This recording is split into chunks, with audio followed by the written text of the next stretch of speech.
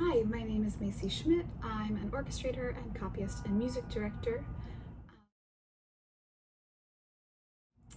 Basically, I tend to do many of the things that have more to do with sheet music than performing. So most of you probably know what a music director does, the person who teaches you your vocals and is accompanying you in workshops and doing all of that.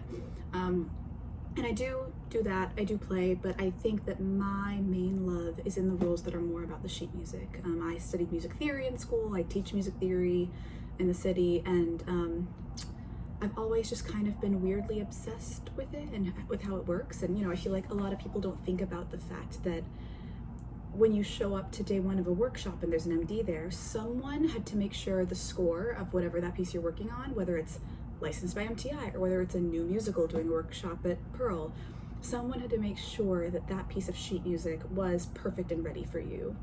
And depending on the scale of the project, that might have been the MD, it might have been a completely different person or team of people. So let me see if I should go in order here.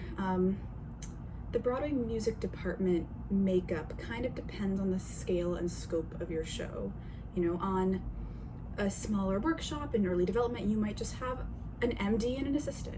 At the Broadway level, you can have music supervisor, and music coordinator, and music director, and associate music director, maybe assistant music director, copyists, orchestrators, arrangers, vocal arrangers, music assistants. There's all these jobs that support the music team and all these roles and hats. So I feel like most of my colleagues who work in Broadway music departments wear a ton of the different hats because depending on the scope of the project, you're forced to wear any combination of them. So as a copyist, I'm often responsible for making sure that what is on the score, on the charts, is perfect, is readable, is formatted specifically with the players in mind, with the instruments in mind. If on a workshop, that might just be getting a PV ready for everyone. If on a bigger show, that might be individual instrument charts with page turns for every single musician. It really can range in scope.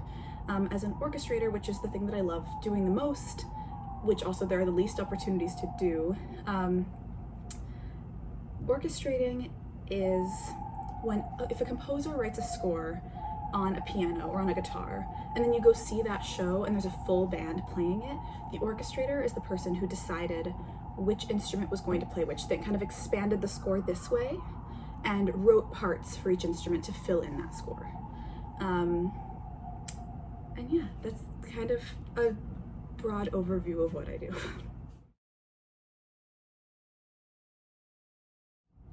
Well, it was a little bit of a weird one. I did not really do theater until college. My high school theater department, it had a theater program, but the only thing you could do in it was perform. Like, adults did all the other jobs. So in high school, like, I participated. It was like kind of a problematic program with a lot of like money things and nepotism things. So I participated, but I never really got to get into it because you didn't have the option to do any roles that weren't being an actor. And I think I always knew I didn't want to be an actor. That wasn't the thing. So I went to the University of Florida for music theory. And I spent my freshman year there. And during that freshman year, I was approached by some people in the theater department who were like, "You're a music major and you play piano. You must be qualified to music direct our theater production of In the Heights." And I was like, "What's music directing? Sure, I'll do it." And that was the most influential learning experience I've ever had. Was I qualified to music direct the production of In the Heights at the time? Absolutely not.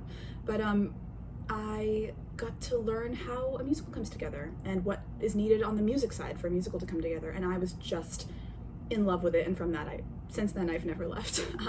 It took a while to kind of like figure out exactly what position and place for me was right. And I think now I've figured that out. But yeah, so I did that freshman year. And then the summer after my freshman year, I was like, I'm gonna go to New York and get an internship. I don't know what that will be. I don't know what I'm supposed to be doing, but I know I'm supposed to be working on Broadway. And at the time, I thought I was double majoring in business. That didn't really happen, but I was like, I have all these administrative skills. I'm a very type A person. Like, if there's a chance of getting in the door, it'll probably be as an admin person. So I applied to just hundreds and hundreds of internships in admin. And Jennifer Tepper gave me my first opportunity in the city. Honestly, I would not be doing anything that I'm currently doing without Jennifer Tepper. And she brought me up to New York to work for her at 54 Below the summer after my freshman year of college, and that experience absolutely solidified everything. Because even though I was working in admin, the beauty of working 54 Below is, there were 16 shows per week, and there were 16 different music directors per week. So every single night I was meeting all of the working music directors and music team people in the city, and was very, very lucky to connect with some influential mentors early on, and it just kind of spiraled from there, where I got to see, it was obviously a little different because it was like concert cabaret style and not like a full-scale production, but I got to kind of see what went into putting those together, and I got to start assisting for some of those people and subbing for some of those people, and going into that fall, I was just kind of like, all right, like, this is the path, this is it, this is for me, and I stayed like back and forth working in the city nonstop, and then in 2018 like fully moved up here. But yeah, it was not what I would have predicted in any way. It was a lot of perseverance through closed doors, but also a lot of being in the right place at the right time. I wouldn't change any of it. I'm very, very happy with how it turned out, but was definitely not how I expected it to turn out.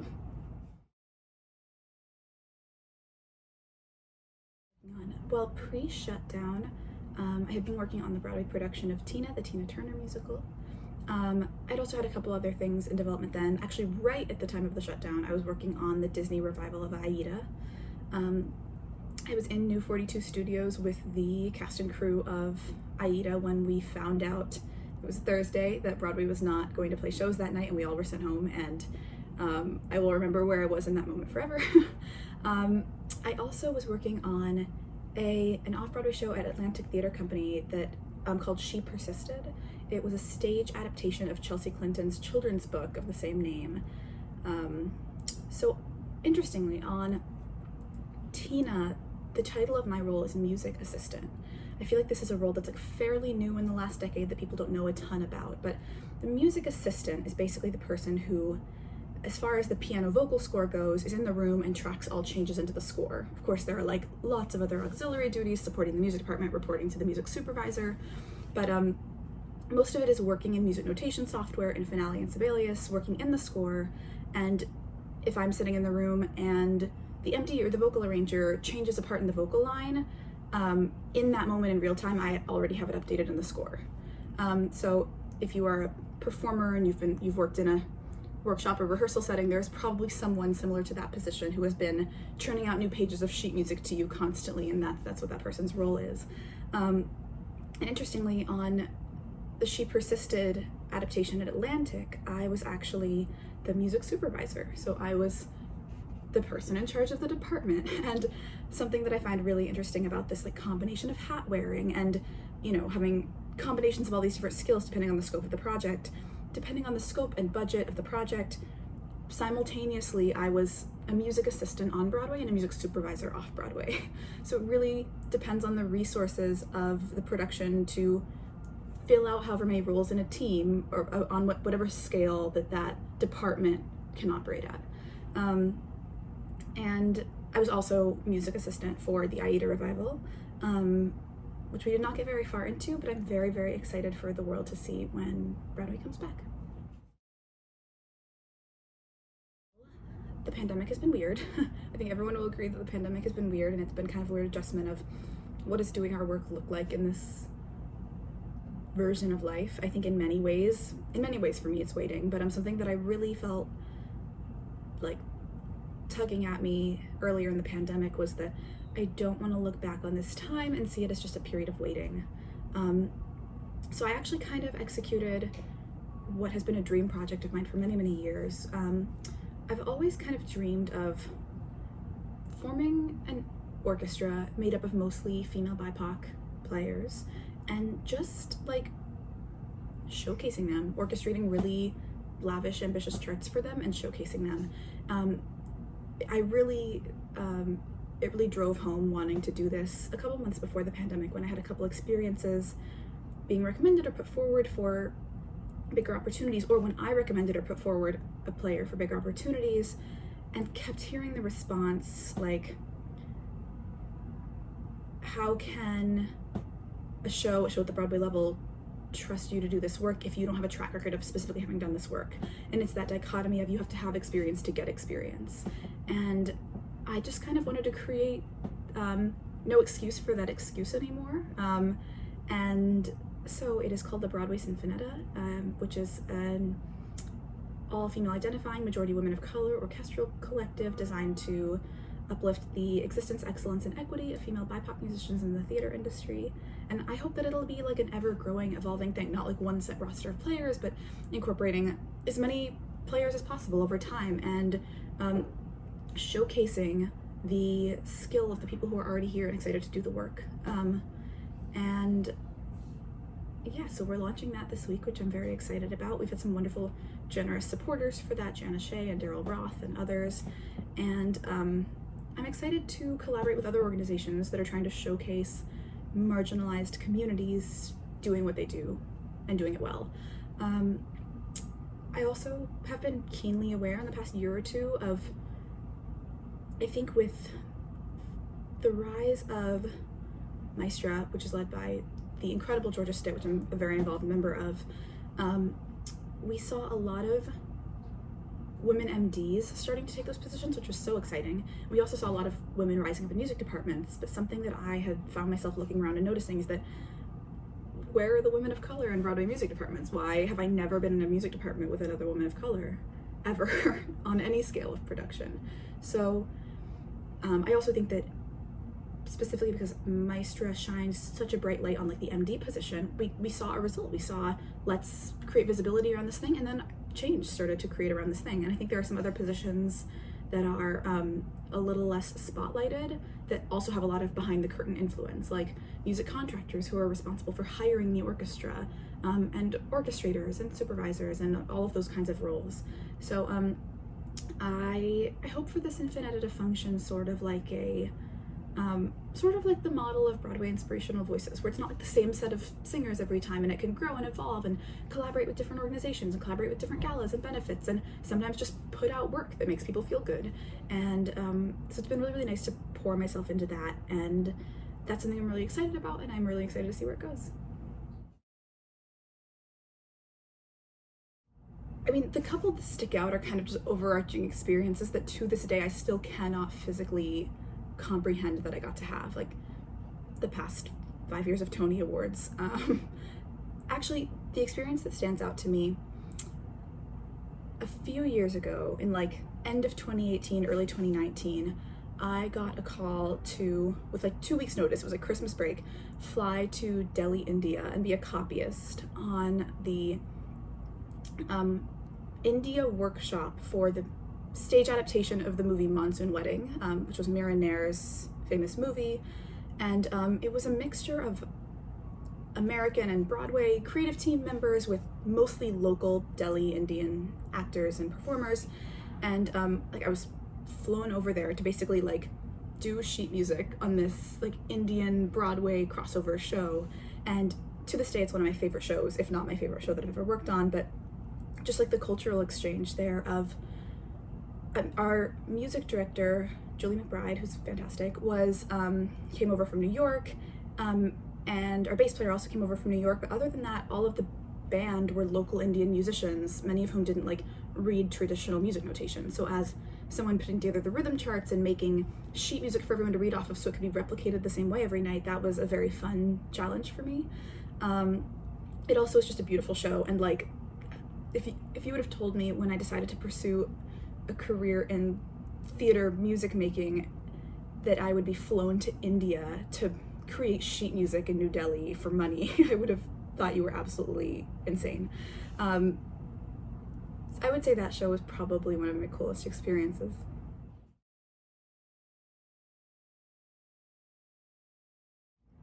The best advice that I have ever received is to call yourself a whatever you want to be and then be it. And I personally am very, very familiar with the overwhelm of imposter syndrome. I think it's very, very natural to feel imposter syndrome, but I also think that there's like a turning point or a point at which imposter syndrome can become crippling and keep you from taking bold steps forward. And there was a point where I just had to be like, there was a point where I had to just stop attaching the word aspiring in front of everything that I called myself. And I think that especially if you are a young professional working in the theater industry, especially in the music department world, there's a point where even if you have a lot of experience as an assistant, you still have a lot of experience. And there comes a time where you need to drop the label aspiring, especially for women of color who in many ways have twice as much to prove. And take really, really bold risks. If there's someone you want to work with, if there's someone you admire, if there's something you want to work on, put yourself forward for it. I don't subscribe to the notion that opportunities come your way by waiting around for someone to call you and to ask. I think for some people that's how it works. I think actually for probably many people of a certain demographic in our industry that's how it works, but I think that if there's something you want to do, you should go get it, and you should go ask for it, and create your own opportunities.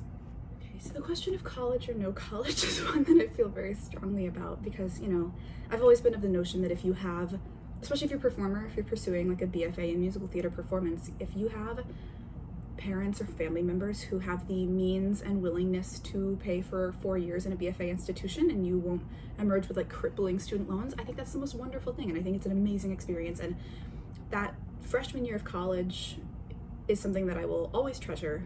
And at the same time, I think that if you're pursuing a performance field and taking out loans to do it, actually if you're pursuing a theater field in many different ways, and pulling out loans for it would absolutely cripple you when you emerge from school and enter the industry. To each their own, every path is everyone's own, but I personally, everything that I have ever gotten, every connection that I've ever made, every opportunity that has ever been open for me has come from mentoring, networking, connections, mostly mentoring. So I try to encourage people I meet who are torn in that decision.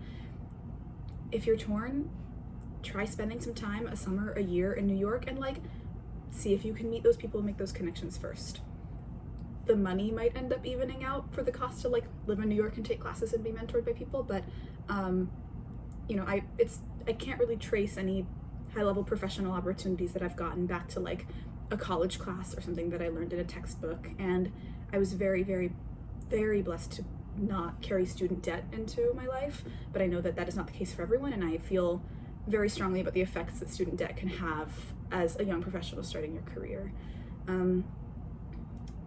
Yeah, so the connections that led me to Tina, actually, this is another thing that I feel very strongly about. Probably every connection, every opportunity that I have had in this industry can be traced back to a cold email. And I realize for some people think it's like taboo cold emailing somebody and reaching out to them and just being like, hi, I'd like this opportunity. But I'm fairly sure that was what I did to Jen Tepper. And that worked out. But I had heard that Tina was transferring from London to the US, and I knew it was a British team, which meant that, you know, if it was transferring from like La Jolla Playhouse or something like that and it had an out of town, they probably have like a set American team. But because it was transferring from the UK, I was like, oh, they're gonna need to bring on people who live and work in New York who weren't previously part of the show. And I asked around and found out who the music supervisor was and just sent him an email. And I was like, I want to work on this musical about this iconic woman of color. I'm qualified to do it. I'd love to meet you for coffee. And we met for coffee like right away, and I was brought onto the team right away. And definitely no one told me that that was how it works. No one told me that when you see a press release go out for something that you want to be a part of, like, see where they are and see if you can be a part of it. And that there's no application process. There's no playbill listing for like, be the music assistant or be the copyist on this production. People hire who they know and hire who's in their orbit, or hire who's recommended to them by the people in their orbit. And yeah, that was fully a cold email situation. And of course, each cold email situation that works out branches off into many more authentic connections that don't have to rely on cold email situations. But I don't know, I like to always try to dispel whatever taboo that cold emailing is aggressive or not appropriate. I think there's a very, very tasteful way to reach out to someone and say, are you looking for this? I have these skills. I love what you're doing and I'd love to be part of it. And if you don't need that at this time, then that's cool. And that's been a really, really important part of my journey in building a network, not having grown up in New York, not having gone to college in New York, not having had any prior connections when I got here, I think navigating those sorts of things is really important.